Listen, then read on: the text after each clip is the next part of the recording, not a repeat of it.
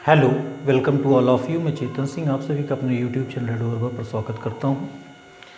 Twelfth के physics के पिछले उसमें हम लोगों ने पढ़ा है संधारित्र, कैपेसिटर। कैपेसिटर क्या होता है इसको हम जान चुके हैं, उसकी धारिता क्या होती है ये हम जान चुके हैं, उसकी धारिता को प्रभावित करने वाले कारक कौन कौन से हैं ये हम जान चुके हैं। आज हम लोग जानेंगे संधारित्र में परावैद्युत का क्या कार्य है। अगर हम संधारित्र की प्लेटों के बीच कोई परावैद्युत पदार्थ डाल देते हैं तो उससे उसकी धारिता पर क्या प्रभाव पड़ता है, ये तो हम जान ही चुके हैं कि उसकी धारिता क्या है, बढ़ जाती है। अब हम ये जानेंगे कि उसकी धारिता कैसे बढ़ जाती है। तो आइए देखते हैं कि जैसे कोई भी जो परावैद्युत पदार्थ है, परावैद्युत पदार्थ मतलब अचालक पदार्थ, सभी जो पदार्थ हैं ये अणुओं से मिलकर बने होते हैं, अणु ये परमाणुओं से मिलकर बने होते हैं और प्रत्येक परमाणु में एक नाभिक होता है जो कि ठोस धनावेशित होता है और इलेक्ट्रॉन उसके चारों ओर चक्कर लगाते हैं और इलेक्ट्रॉन ऋणावेशित होते हैं। इस तरह से परमाणु पर कोई आवेश नहीं होता है, परमाणु निरावेशित होता है, लेकिन परमाणु के भीतर इलेक्ट्रॉन होने के कारण ऋणावेश और उतना ही आवेश नाभिक होने के कारण धनावेश होता है। अब देखिए, जब किसी भी संधारित्र के प्लेटों के बीच कोई भी परावैद्युत पट्टी ये डाली जाती है तो इसमें जितने भी जो परमाणु हैं, इस परावैद्युत पट्टी के जितने भी परमाणु हैं, उन परमाणुओं में जो धन प्लेट की तरफ हैं उधर इलेक्ट्रॉन के पाए जाने की संभावनाएं ज़्यादा हो जाती हैं और जो नाभिक होता है यूँ कह सकते हैं कि ये ऋण प्लेट की तरफ विस्थापित हो जाता है। वास्तव में विस्थापित नहीं होता है क्या कि धन प्लेट की तरफ इलेक्ट्रॉन डेंसिटी या यूँ कह सकते हैं कि इलेक्ट्रॉन के पाए जाने की संभावनाएं ज़्यादा हो जाती हैं। तो इस तरह से इस परावैद्युत पट्टी का जो प्रत्येक परमाणु है ये क्या हो जाता है, पोलराइज्ड हो जाता है, ध्रुवित हो जाता है। मतलब उसके एक तरफ ऋण आवेश और उतना ही एक तरफ धनावेश हो जाता है। हालांकि ये पूरा का पूरा वैद्युत उदासीन है और ना ही परमाणु से बाहर इलेक्ट्रॉन जा सकते हैं या धनावेश जा सकते हैं, ये पट्टी के भीतर ही रहते हैं। तो इसका मतलब परमाणु के भीतर ही रहते हैं।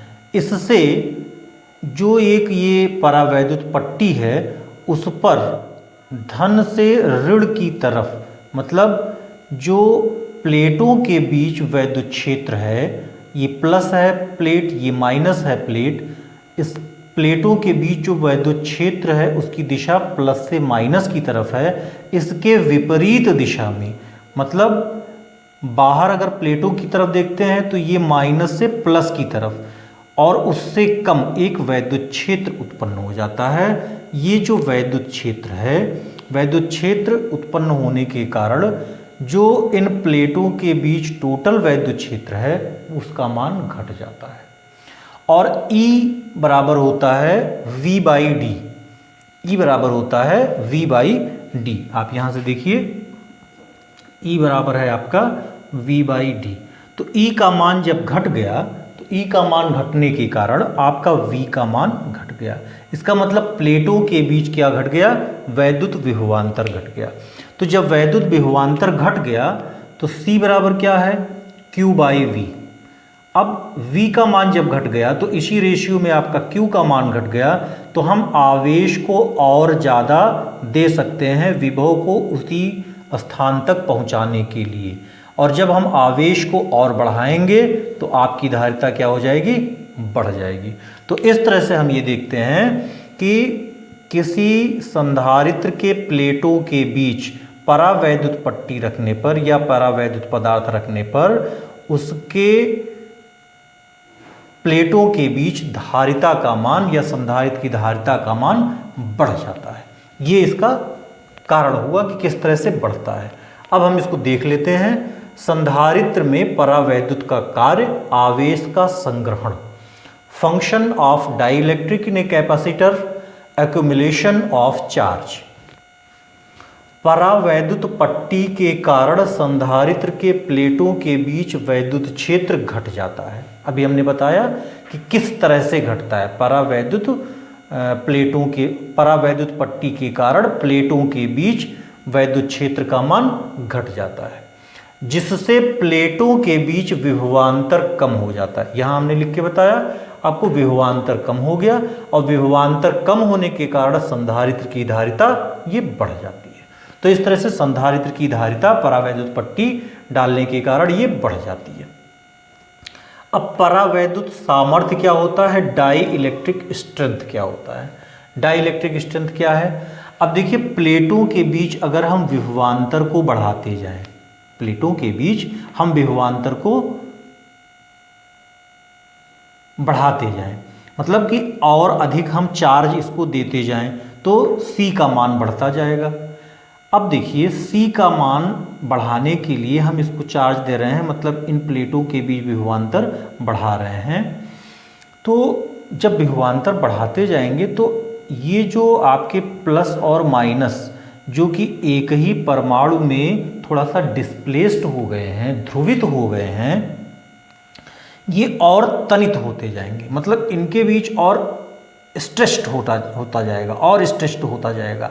और जब विभवांतर का मान इतना ज़्यादा हो जाए, भाई ई के बढ़ाने पर V का मान बढ़ेगा, तो विभवांतर का मान जब इतना ज़्यादा हो जाएगा तो ये क्या होंगे, ये एक चालक आवेश की तरह बहने लगेंगे, एक चालक धारा बना लेंगे।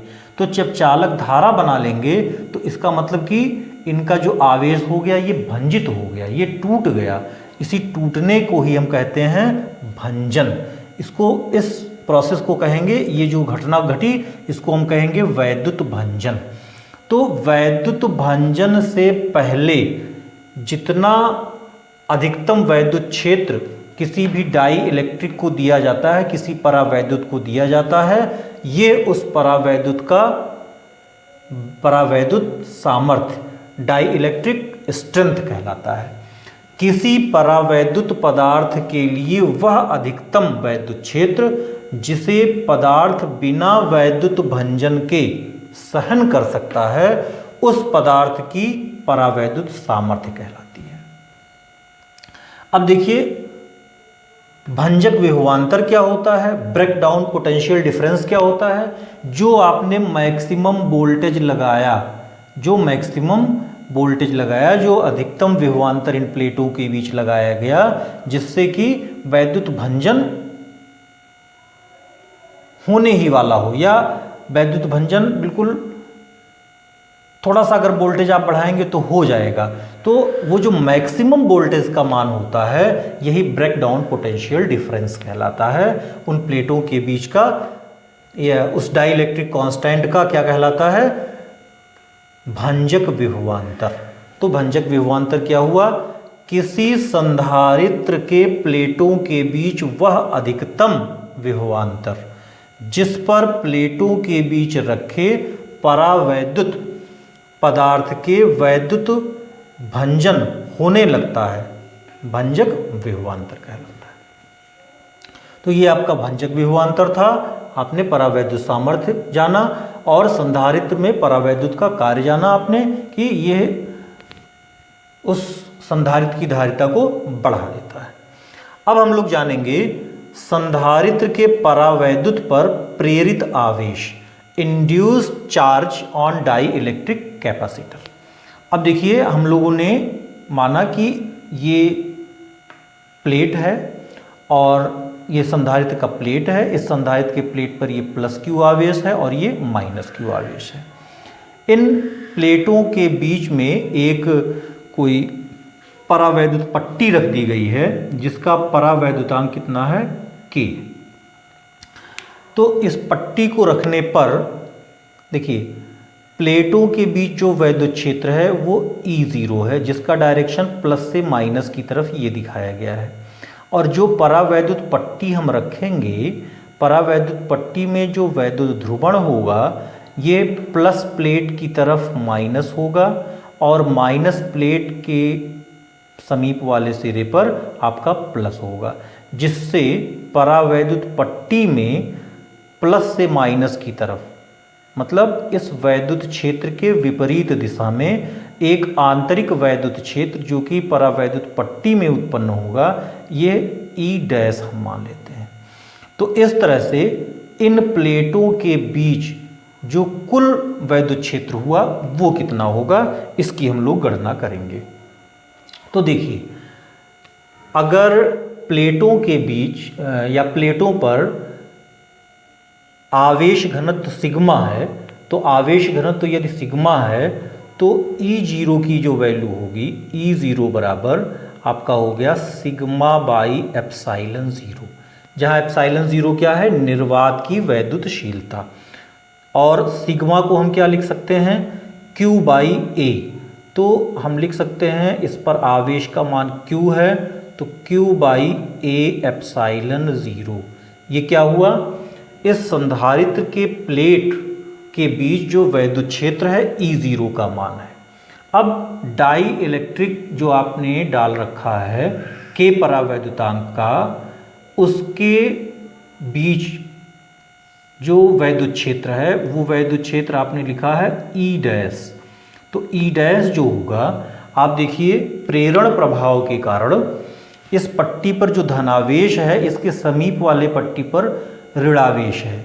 हमें ये दिखाना है कि ये कितना होगा, तो सपोज कर लेते हैं इस पर माइनस क्यू डैश आवेश हुआ, तो माइनस क्यू डैश के कारण इस पर जो सिग्मा का मान होगा ये भी विपरीत हो गया, तो माइनस हो गया सिग्मा डैश हमने ले लिया, sigma dash by epsilon zero.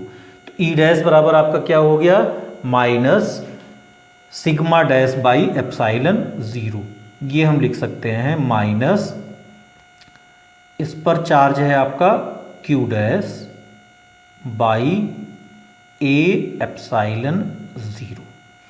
अब प्लेटों के बीच कुल वैद्युत क्षेत्र कितना होगा, देखिए प्लेटों के बीच कुल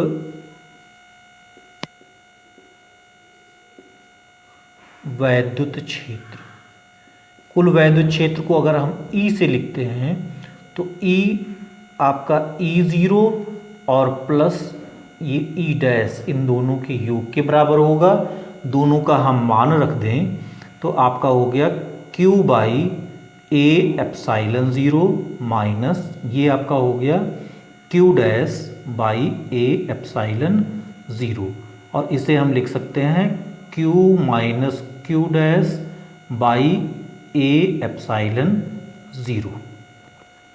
अब देखिए, जो परावैद्युत पदार्थ आपने के रखा है, इस के कारण जो वैद्युत क्षेत्र है इन प्लेटों के बीच, ये वैद्युत क्षेत्र ई का जो मान होगा ये ई बराबर हम लिख सकते हैं सिग्मा बाई एप्साइलन ज़ीरो के, सिग्मा बाई एप्साइलन ज़ीरो के, और इस तरह से आपका इसका मान हो गया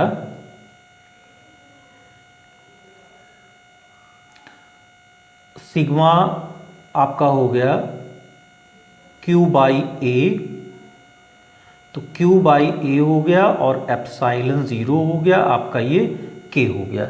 E का मान ये इस समीकरण में रख देते हैं। अगर इसे आप समीकरण 1 ले लेते हैं और इसे समीकरण 2 ले लेते हैं, मतलब परावैद्युत पदार्थ रखने पर जो वैद्युत क्षेत्र आपका कुल हुआ वो E का मान ये आएगा।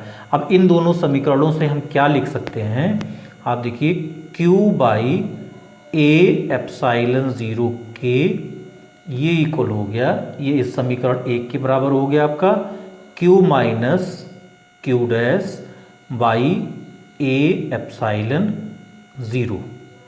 तो आपका ए एप्साइलन ज़ीरो ये आपका कैंसिल हो गया, और यहाँ से हम लिख सकते हैं हमारा क्यू डैश को इधर ले आते हैं लेफ्ट साइड में, तो क्यू डैश बराबर क्या हो गया Q माइनस क्यू बाई के, और यहाँ से हम लिख सकते हैं, आप देखिए Q डैश बराबर हो गया Q, आप कॉमन ले लीजिए, आपका हो गया 1 माइनस 1/k। तो ये आपका क्या हो गया, जो आपका परावैद्युत पट्टी है उस परावैद्युत पट्टी पर प्रेरित आवेश की मात्रा हुई। परावैद्युत पट्टी पर प्रेरित आवेश की मात्रा, ये q डैश बराबर क्या हो गया, q1 माइनस 1/k। अब देखिए k का जो मान होता है वो सदैव 1 से बड़ा होता है। अब जब k का मान 1 से बड़ा होगा तो आप देखिए q डैश का मान क्या हो जाएगा, हमेशा q से कम होगा। तो ये बताता है आपको कि q डैश का मान ये हमेशा q से कम होगा। इसका मतलब हुआ कि जो प्रेरित आवेश की मात्रा होगी, परावैद्युत पट्टियों पर प्रेरित आवेश की मात्रा होगी, ये प्लेटों के आवेश से सदैव कम होगा। अब देखिए अगर हम एक धातु की पट्टी डाल दें, एक अचालक पदार्थ ना डाल करके क्या डाल दें, एक धातु की पट्टी डाल दें, तो धातु के लिए क्या होगा, धातु के लिए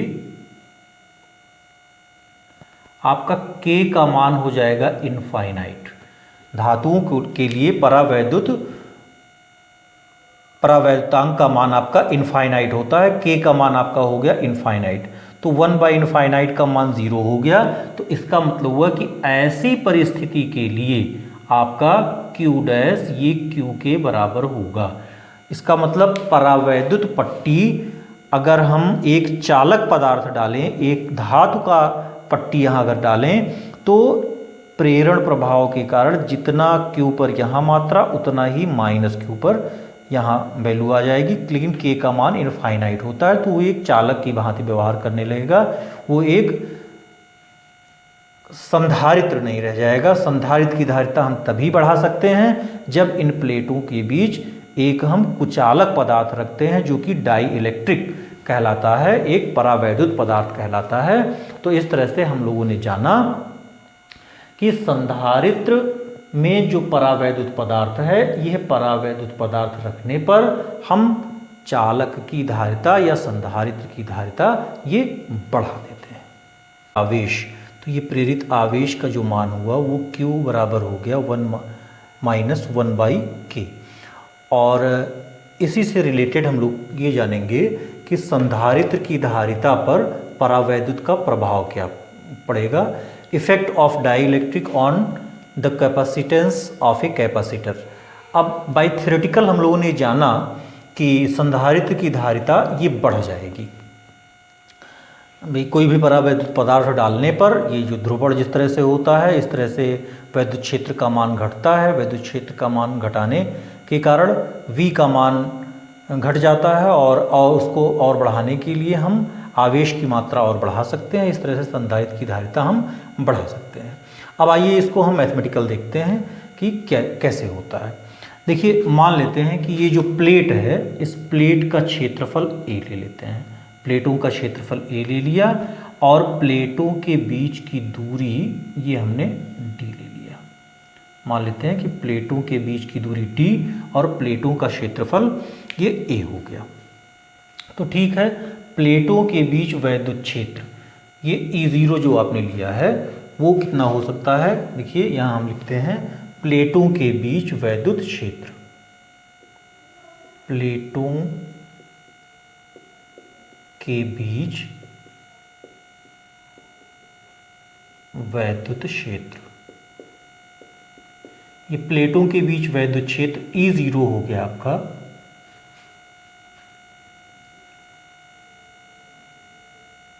सिग्मा बाई एप्सिलॉन 0 और सिग्मा आपका हो गया Q बाई A।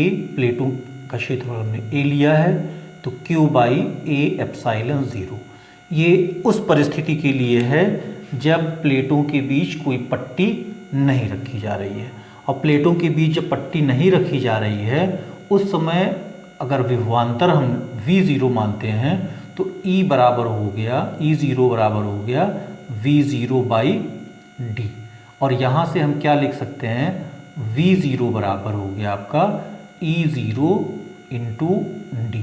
और E0 की ये जो वैल्यू आपने निकाली है, ये वैल्यू यहाँ आप रख दीजिए। तो इस तरह से प्लेटों के बीच का विभवांतर हमें मालूम हो जाएगा। जो V0 की वैल्यू हो गई वो क्या हो गया, Q by A epsilon zero, Q by A epsilon zero और इंटू डी। ये क्या हो गया, प्लेटों के बीच का विभवांतर जब कोई परावैद्युत पट्टी नहीं रखी गई है। अब देखिए, परावैद्युत पट्टी रखने पर जो वैद्युत क्षेत्र है वो क्या हो जाता है, K गुना कम हो जाता है। परावैद्युत पट्टी रखने पर आप देखिए K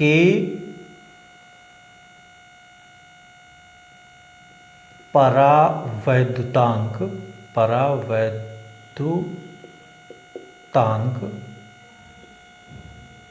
का माध्यम प्लेटों के बीच रखने पर अब वैद्युत क्षेत्र, जब प्लेटों के बीच परावैद्युत पदार्थ रख दिया गया तो वैद्युत क्षेत्र E बराबर हो गया, पहले आपका E0 था, अब वैद्युत क्षेत्र आपका घट गया। कितना घट गया, K गुना घट जाता है। ये हम पहले पढ़ चुके हैं, वैद्युत क्षेत्र वाले चैप्टर में पढ़ चुके हैं कि परावैद्युत पदार्थ रखने पर वैद्युत क्षेत्र का मान ये K गुना कम हो जाता है। तो E इक्वल्स हो गया E0 बाई K। तो यहाँ से हम लिख सकते हैं कि विभव का मान क्या होगा, विभव का मान भी आपका इसी तरह से घट गया। यहाँ से हम लिख सकते हैं, अगर विभव का मान V हो जाए तो V बराबर आपका क्या हो गया, E बाई डी। V बराबर हो गया E बाई डी, और E का मान यहाँ से रख लेते हैं। E का मान हो गया हमारा E0 बाई K और इंटू डी, और E0 की वैल्यू यहाँ से आप लिख सकते हैं sigma by A epsilon zero. तो E की जगह पे हो गया आपका sigma by A epsilon zero, और यहाँ आपका K और इंटू ये D हो गया। तो ये V का मान आया। अब देखते हैं C0 यदि बिना परावैद्युत पदार्थ डालने पर आपके संधारित्र की धारिता है। यहाँ से अगर हम लिख दें तो देखिए ऐसे यहीं से लिख देते हैं, बिना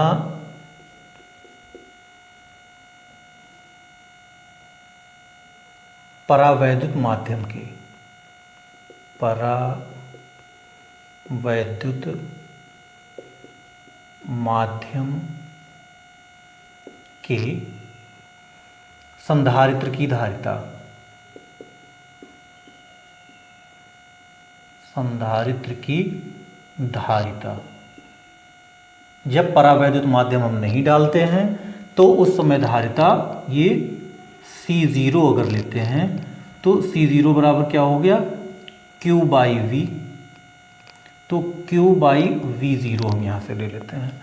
तो यहाँ से आप देखिए Q बाई V0 अगर हम लेते हैं तो क्या हो जाएगा, A epsilon zero by D। इस समीकरण से आपका क्या हो गया, A एप्साइलन ज़ीरो और बाई D। और परावैद्युत माध्यम के होने पर संधारित्र की धारिता, ठीक है, परावैद्युत माध्यम जो आपने K लिया है, K रखने पर संधारित्र की धारिता। अब संधारित्र की धारिता अगर हम C से लिखते हैं तो C बराबर क्या हो गया आपका, Q बाई V। अब यहाँ से देख लेते हैं, एक मिनट, ये सिग्मा लिखा हुआ, सिग्मा नहीं ये Q हो चुका है। तो Q बाई ए की जगह पे हम क्या लिख सकते हैं, Q बाई वी की जगह पे, ये Q बाई वी की जगह पे हो गया आपका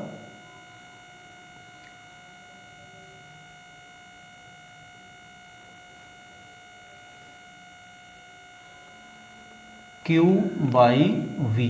तो ये वैल्यू आपका यहाँ आ गया ए एप्साइलन ज़ीरो के, ये डी बाई में होना चाहिए, बाई डी होना चाहिए।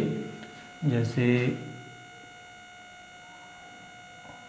v बराबर हो गया ई बाई डी, तो e की जगह पे आपका हो गया ई ज़ीरो बाई के और फिर बाई डी, तो बाई डी होने के कारण ये d ऊपर चला गया, ये d ऊपर चला गया, ये यहाँ से आप देख लीजिए ये d यहाँ हो गया। तो q by A epsilon zero के इंटू डी, तो यहाँ से हम q बाई, ये q बाई वी जब लिखेंगे तो ए एप्साइलन ज़ीरो के और बाई डी हो गया, ये बाई डी हो गया।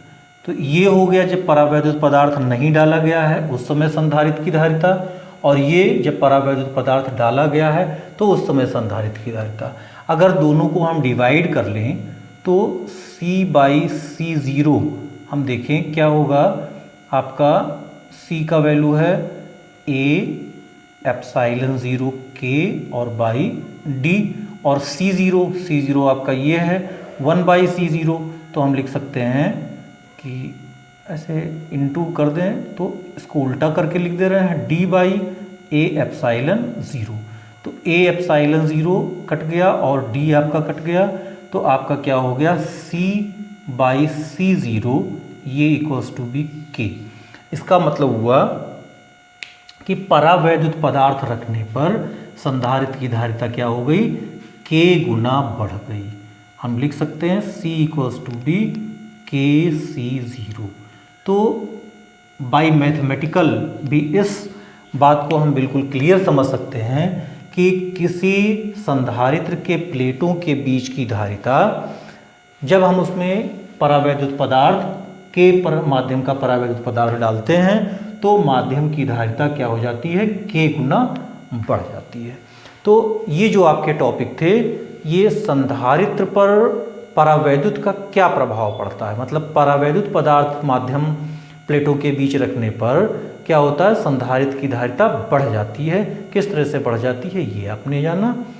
अब नेक्स्ट टॉपिक पर हम लोग चर्चा करेंगे कि समांतर प्लेट संधारित्र क्या है और समांतर प्लेट संधारित्र के बीच कोई आंशिक रूप से ये परावैद्युत पदार्थ रखने पर उसकी धारिता कितनी होगी, और उसके संयोजन पर चर्चा करेंगे। धन्यवाद।